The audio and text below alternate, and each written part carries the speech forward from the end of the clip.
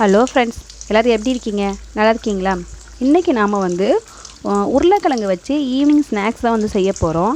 இது எப்படி செய்யலாம் அப்படின்றத பார்க்குறதுக்கு முன்னாடி இது வரைக்கும் நம்மளோட சேனலை சப்ஸ்கிரைப் பண்ணாதவங்க சப்ஸ்கிரைப் பண்ணுங்கள்.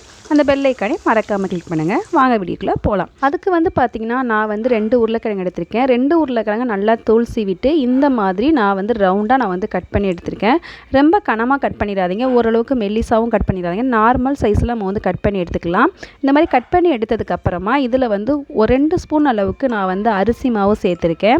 அரிசி மாவு சேர்த்தா தான் நமக்கு நல்லா மொறு நல்லா கிடைக்கும். ஆனால் 2 ஸ்பூன் அரிசி மாவு சேர்த்துக்கிறேங்க. அது கூடவே 2 ஸ்பூன் அளவுக்கு கார்ன்ஃப்ளவர் மாவும் நம்ம சேர்த்துக்கலாம். இந்த 2 மாவே சேர்க்கும் போது நமக்கு நல்ல ஒரு மொறு நல்லாவே இருக்கும். அதுக்காக 2 சேர்த்துக்கிறது. இப்போ இதுக்கு தேவையான அளவுக்கு நம்ம உப்பு சேர்த்துக்கலாம்.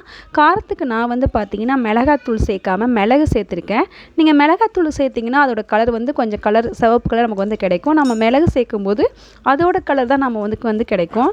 இதை லைட்டாக மிக்ஸ் பண்ணி எடுத்துடலாம். ஓரளவுக்கு மிக்ஸ் பண்ணதுக்கப்புறமா நான் ஒரே ஒரு முட்டை தான் எடுத்திருக்கேன். நான் உருளைக்கிழங்கு பார்த்திங்கன்னா 2 தான் சேர்த்துருக்கேன். அப்படிங்கிற போது ஒரு முட்டையே நமக்கு அதிகமாக இருக்கும்.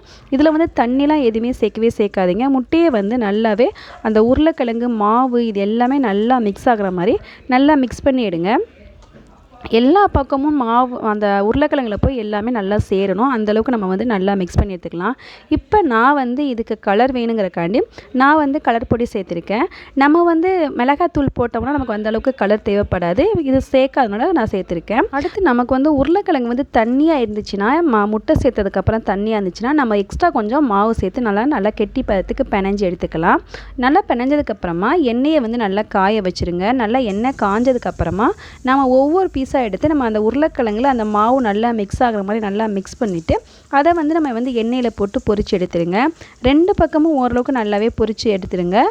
கலர் கொஞ்சம் ஓரளவுக்கு மாறினாவே நமக்கு கரெக்டாக இருக்கும். நான் லைட்டாக தான் கலர் சேர்த்தேன். அப்படிங்கிறனால நமக்கு கலர் அந்தளவுக்கு கலராக கிடைக்கல. ஆனால் நமக்கு இந்த இதுவும் நல்லா கரெக்டாக இருக்கும். இந்த மாதிரி நீங்களும் வீட்டில் செஞ்சு பார்த்தீங்கன்னா வீட்டில் இருக்க எல்லா பசங்களுமே சூப்பராக சாப்பிடுவாங்க. அந்தளவுக்கு ருசியாக இருக்கும். நீங்களும் வீட்டில் ட்ரை பண்ணி பாருங்கள். ட்ரை பண்ணி பார்த்துட்டு எப்படி இருந்துச்சு அப்படின்னா கண்டிப்பாக எனக்கு கமெண்டில் எழுதி அனுப்புங்க.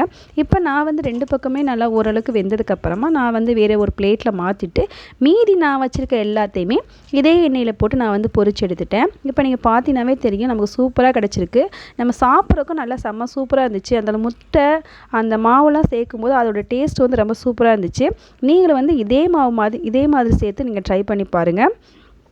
இதை நம்ம அப்படியே சாப்பிட்றதுக்கு பதிலாக நம்ம சாஸ் இருந்துச்சுன்னா அதில் தொட்டு சாப்பிட்டோம்னா அதோட டேஸ்ட்டு இன்னும் வேறு லெவலில் இருக்குது.